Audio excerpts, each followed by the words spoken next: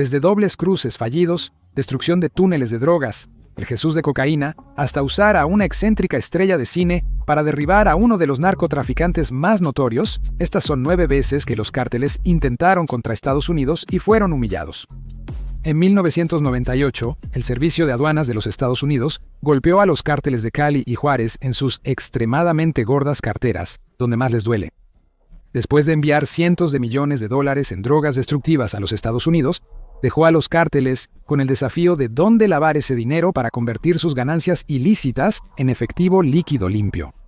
La respuesta fue trabajar con un gran número de bancos mexicanos y centroamericanos que estaban dispuestos a mirar hacia otro lado, siempre y cuando parte de los ingresos se repartieran como agradecimiento. La aduana inició la Operación Casablanca, una de las mayores operaciones contra el lavado de dinero en la historia, para poner fin a esto.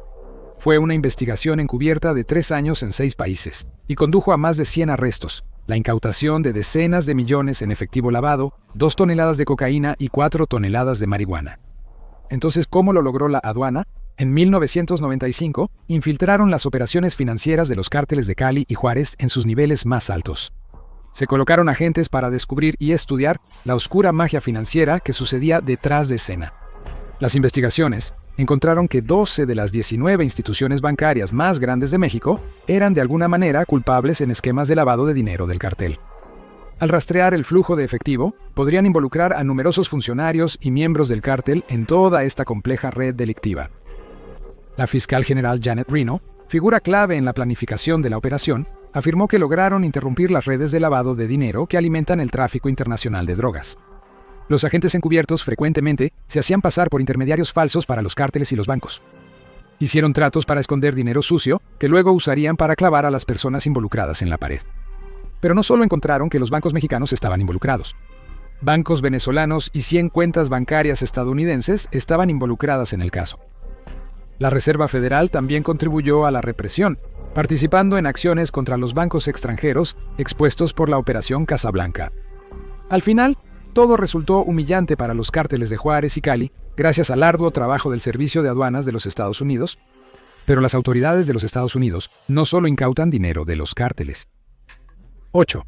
Desmantelando el túnel de drogas de San Diego. Los cárteles de drogas son extremadamente creativos al buscar formas de contrabandear drogas a los Estados Unidos, desde esconderlas en los estómagos de transportadores corporales hasta ocultarlas dentro de animales muertos. Utilizan narcos submarinos hechos a medida que transportan grandes cantidades de narcóticos bajo el agua sin ser detectados. Pero uno de los métodos más ingeniosos iniciado por el cartel de Sinaloa en los 90s es el uso de sus túneles de drogas. Muchos túneles se excavan debajo de la frontera entre Estados Unidos y México, permitiendo el tráfico de grandes cantidades de cocaína, eludiendo a los guardias fronterizos que deberían interceptarla. Pero un cartel solo puede tentar a la suerte hasta cierto punto antes de ser atrapado. En 2016, autoridades estadounidenses descubrieron lo que pudo ser el túnel de cartel más largo jamás hallado, un elaborado pasaje subterráneo usado para contrabando. Este llamado supertúnel tenía más de 2.600 pies, llevando directamente desde el borde de México hasta San Diego. El extremo mexicano se ubicaba en un pozo de ascensor de una casa de un cartel en Tijuana. El extremo estadounidense estaba dentro del lote cercado de un negocio de palets de fachada, también propiedad secreta del cartel. Las drogas se colocaron en un contenedor de basura sobre el agujero. El contenedor de basura sería usado para distribuir drogas a través de una red de distribuidores, hasta que el plan fue frustrado por la oficina del sheriff del condado de San Diego, quienes vieron a varios narcotraficantes cargando el producto en una camioneta. Intervinieron y arrestaron a todos los involucrados, y luego lideraron una redada en el sitio del supertúnel. Aunque este no fue el primer supertúnel de México a los Estados Unidos, de hecho fue en realidad el 13º. Fue indudablemente el más ambicioso. Las autoridades en San Diego incautaron un envío de casi 2.200 libras de cocaína y 14.000 libras de marihuana a través de este túnel antes de cerrarlo definitivamente. Según la fiscal de Distrito del Sur de California, Laura Duffy, fue la mayor incautación de cocaína jamás asociada con un túnel. Pero eso palidece en comparación con el valor de sacar a una pandilla de auténticos asesinos despiadados de las calles de una vez por todas. 7. Los sicarios de El Paso. El 28 de diciembre de 2022, un hombre de 35 años llamado Alonso Llamas Chávez fue asesinado por un pistolero con un rifle fuera del bar 1111 en El Paso, Texas. El pistolero saltó a un vehículo de escape junto con varios cómplices desconocidos, huyendo de lo que parecía ser un acto de violencia sin sentido. Pero la verdad era mucho más profunda, y de alguna manera aún más oscura. En 2024, Brandon Alexis García, de 20 años, fue arrestado en conexión con el asesinato por la policía de El Paso. Se descubrió que García tenía vínculos con un cartel de tráfico de personas, y frecuentemente trabajaba como su sicario. Meses después, Gael Hernández Ruiz, otro perpetrador del crimen de 19 años, también fue arrestado. Se creía que eran 2 de los 4 asesinos involucrados en el homicidio, y juntos ayudaban a dirigir una red de coyotes para su cartel de tráfico de personas. Contrabandeaban inmigrantes indocumentados por la frontera sur en condiciones riesgosas.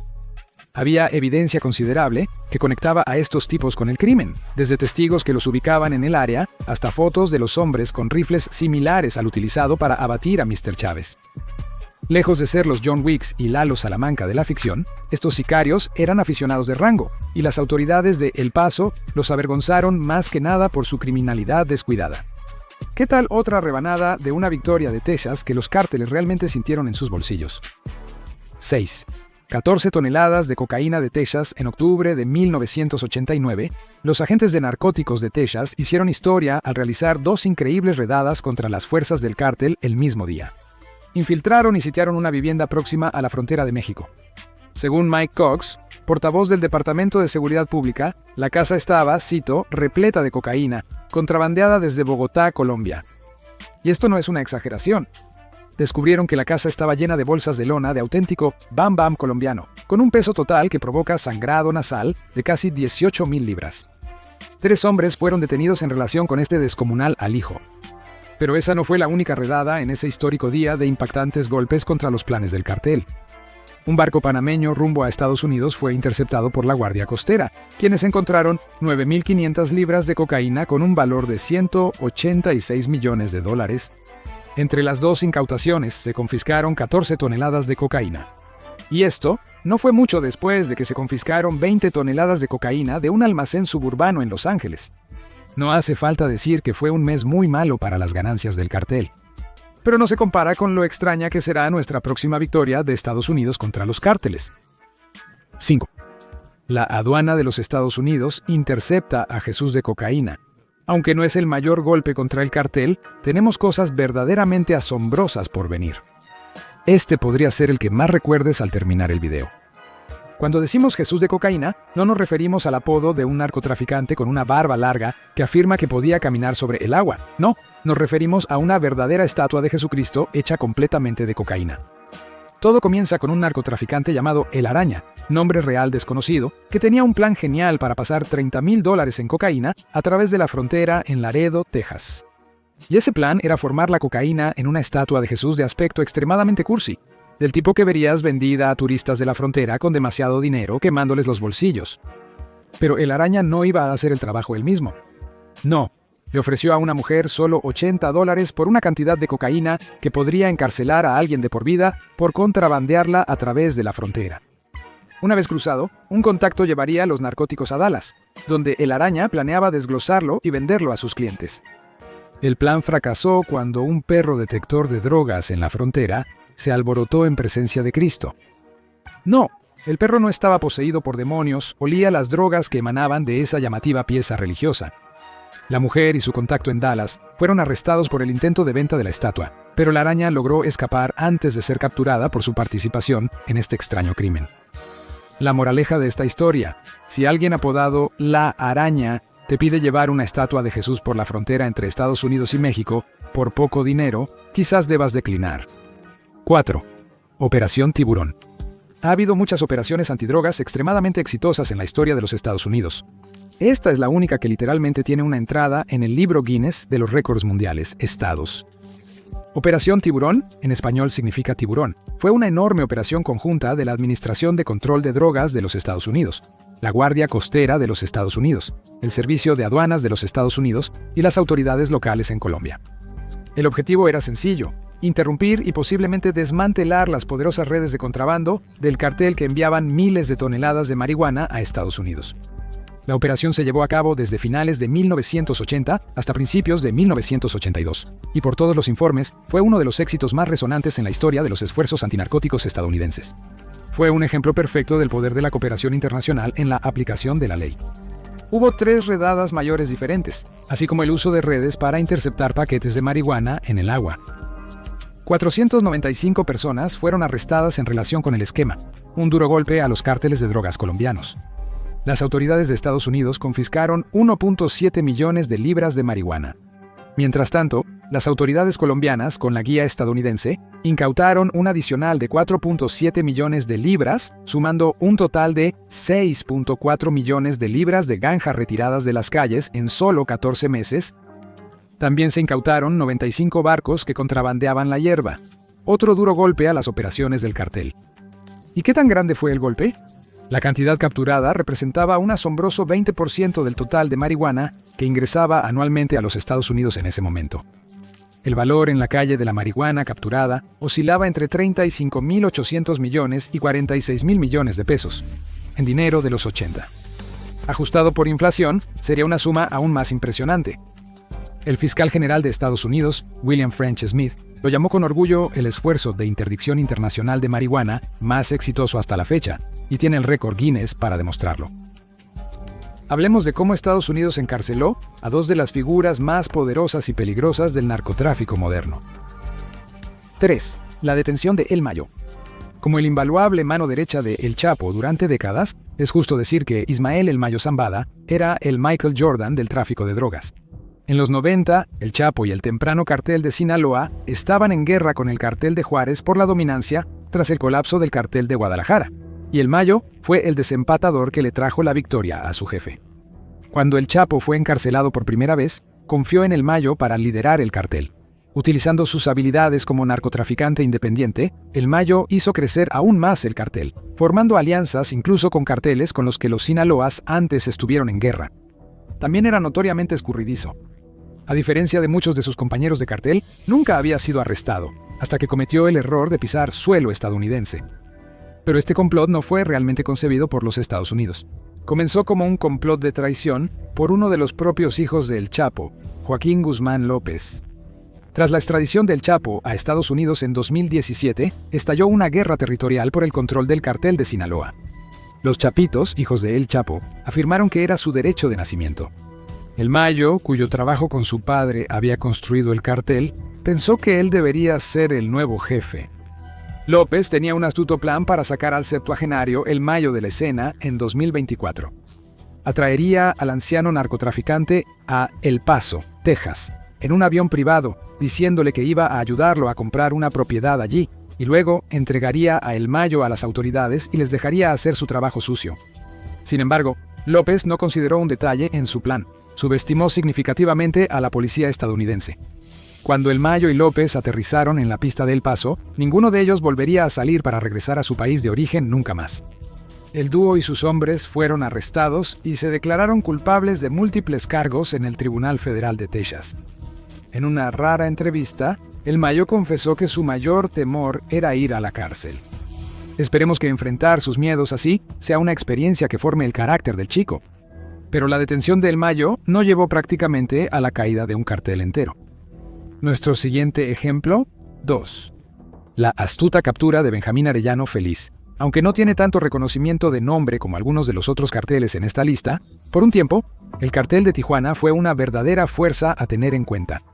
El cártel de los Arellano Félix generó miles de millones produciendo y traficando cocaína a Estados Unidos.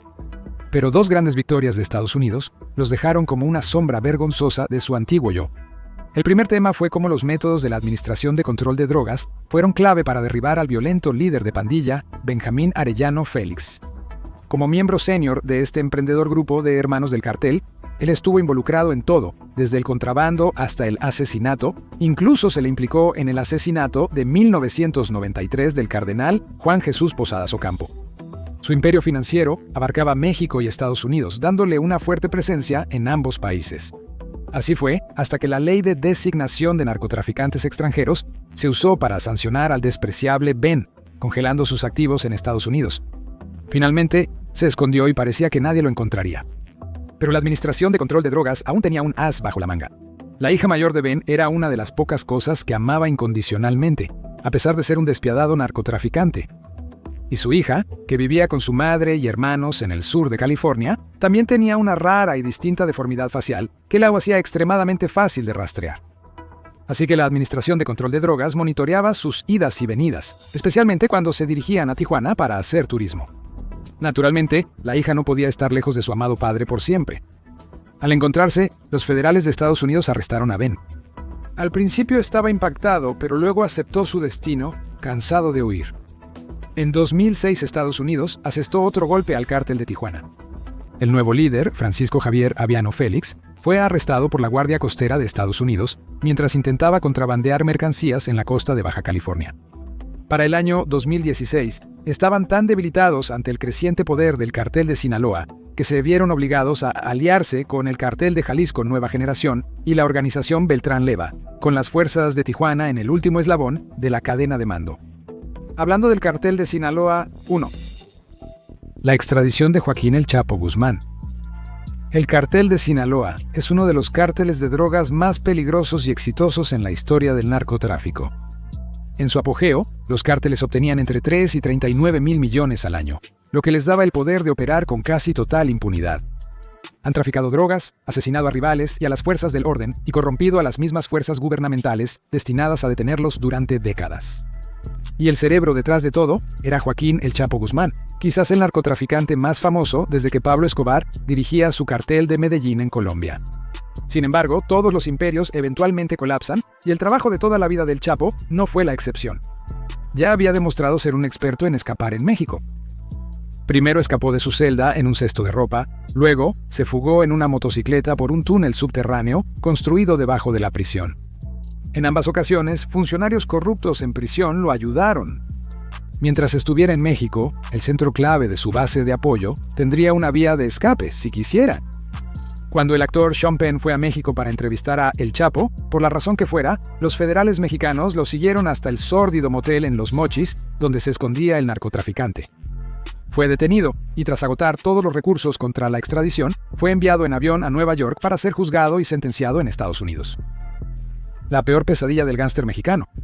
Fue declarado culpable en varios cargos y pasará el resto de su vida en administración de máxima seguridad Florence, sin posibilidad de libertad condicional, decapitando a la serpiente de Sinaloa. Ahora mira, agente encubierto, que pasó 24 meses en un cartel mexicano, o ve esto como alternativa.